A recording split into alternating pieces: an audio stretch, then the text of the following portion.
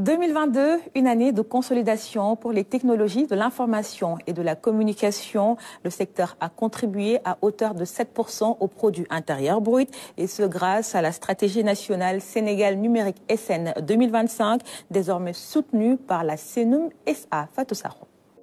TIC et économie numérique, le Sénégal est dans une dynamique d'impulsion. L'actualisation de la stratégie Sénégal numérique SN 2025 en est la parfaite illustration. Le but étant de moderniser l'économie et d'améliorer la compétitivité. Un plan d'action opérationnel et un plan de financement accompagnent la stratégie nationale. Pour plus de cohérence dans la politique, l'Agence de l'informatique de l'État change de statut et devient Société nationale. Sous l'acronyme CNUM, elle a pour mission l'informatisation des services de l'État et la gestion des infrastructures numériques. Le numérique partout et pour tous est un objectif majeur. Et 2022 a vu l'amélioration du taux de couverture Internet qui est passé à plus de 92% et le taux de couverture haut débit mobile à plus de 117%. En plus de 14 000 km de fibres optiques avec 4 câbles sous-marins, le Sénégal a entièrement financé pour 2022 l'installation du char, un câble sous-marin qui relie Dakar à Praia, une nouvelle bande passante internationale modernisée. Notre pays est aujourd'hui considéré comme l'un des leaders de la sous-région. Nombre de projets initiés ces dernières années sont en cours avec un niveau de réalisation très satisfaisant. C'est le cas du parc des technologies numériques de Diamniadio. Le projet Smart Sénégal, qui vient de se terminer, a enregistré d'importantes avancées.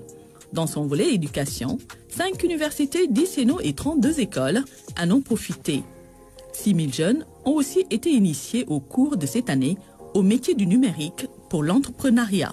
L'État a investi plus de 24 milliards de francs CFA dans le secteur pour une contribution de 7% au PIB. Le budget de l'année 2023 est passé à 113 milliards de francs CFA.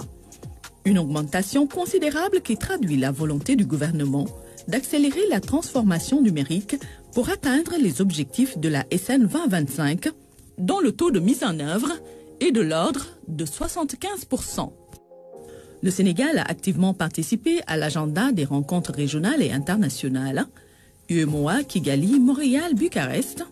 Au niveau national, plusieurs séminaires et ateliers ont ponctué l'année, notamment celui sur le lancement du 2e forum du numérique avec la 2e édition du Grand Prix du chef de l'État pour l'innovation numérique.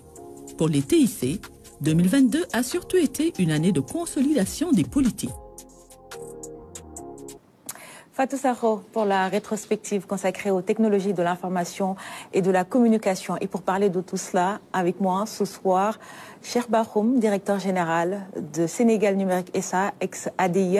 Bonsoir Monsieur Bakhoum, merci de nous accueillir dans cet espace Sénégal Service de Dakar, Sissa Koloban. Bonsoir à vous, bonsoir à tous les téléspectateurs et nous sommes ravis d'être parmi vous aujourd'hui. Très bien. Sénégal Numérique SA gère également la stratégie numérique 2025. Parlez-nous de cette stratégie d'abord. Oui, tout à fait. Le Sénégal, depuis quelques années, a mis en place une stratégie. Donc, c'est la stratégie SN 2025 qui est aujourd'hui pilotée par le ministère en charge des télécommunications. Donc, c'est une stratégie qui est aujourd'hui la vision de l'État, la vision du président de la République en matière de numérique. Et les acteurs du secteur public comme du secteur privé sont aujourd'hui des parties prenantes pour cette grande ambition du Sénégal de faire du numérique un levier pour son développement.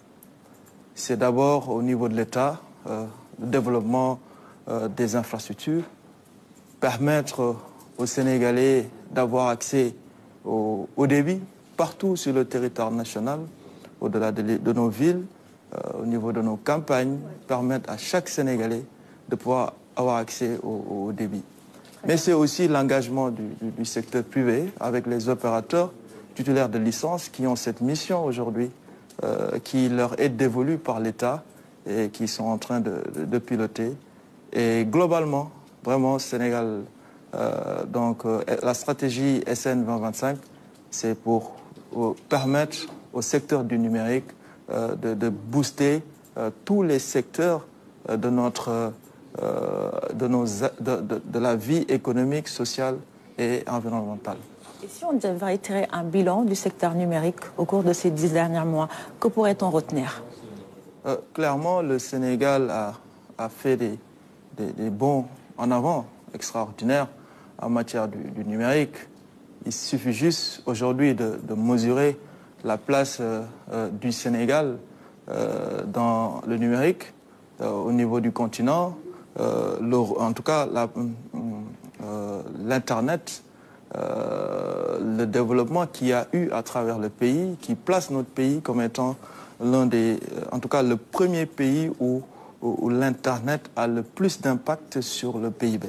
Donc ça, c'est vraiment un classement qui prouve tout simplement que le digital est en train de faire beaucoup de bonnes choses à notre économie. Et je pense que si nous continuons sur cette lancée, le Sénégal se positionnera dans la carte mondiale dans ce secteur et vraiment les nations pourront compter sur nous pour vraiment développer le digital dans tout le continent et à travers le monde entier. Et dans ce sens, vous attendez un câble numérique qui va arriver dans pas longtemps à Dakar. C'est prévu pour quand? Oui, tout à fait. Le chef de l'État, dans sa vision, de d'abord permettre cet accès universel au débit, oui. A décidé de vraiment doter le Sénégal d'un nouveau câble sous-marin. Parce que clairement, aujourd'hui, la demande est extrêmement forte en matière de haut débit. Oui. Il suffit juste de voir tout ce qui se passe dans l'économie financière à travers les plateformes de mobile money. Donc aujourd'hui, c'est une réalité à travers tout le pays. Et tout ça nécessite une bande passante importante. Les entreprises en ont besoin, l'administration en a besoin. Et c'est dans ce cadre que le président Macky Sall, dans sa vision, a décidé d'amener un nouveau câble sous-marin et permettre d'avoir une autosuffisance en matière de haut débit pour l'administration d'abord, et donc d'avoir également une surcapacité que nous mettrons à la disposition des opérateurs titulaires des licences, des fournisseurs d'accès Internet, et permettre vraiment aux Sénégalais de disposer d'un Internet de qualité. Et ce soir, vous nous accueillez dans un espace Sénégal Service, celui de Dakar, Sissa, Colobane. On en voit un peu partout dans le pays. Quel est le rôle et les missions d'un espace Sénégal Service? Alors, l'espace Sénégal Service, c'est vraiment un outil, un instrument qui a été mis en place par le gouvernement du Sénégal pour vraiment rapprocher l'administration de nos usagers. Nous savons tout le parcours qu'effectuent les Sénégalais, les usagers du service public, qui peut parfois être difficile pour obtenir un document administratif. Parfois, on est obligé de faire du porte-à-porte dans beaucoup de ministères pour définitivement avoir son document. Mais également, c'était un parcours du combattant pour le Sénégalais qui était à 100 km de Dakar, voire plus, qui était dans le département de Médina Yoro Foulah, de disposer de ces documents administratifs sur place. C'est donc dans ce cadre, pour vraiment permettre l'équité territoriale dans cette matière, parce que le gouvernement quand même a l'obligation d'apporter le service public partout où le Sénégalais se trouve. Donc c'est dans ce cadre-là que le président de la République a décidé de vraiment implanter des espaces Sénégal Service dans tous les départements du Sénégal.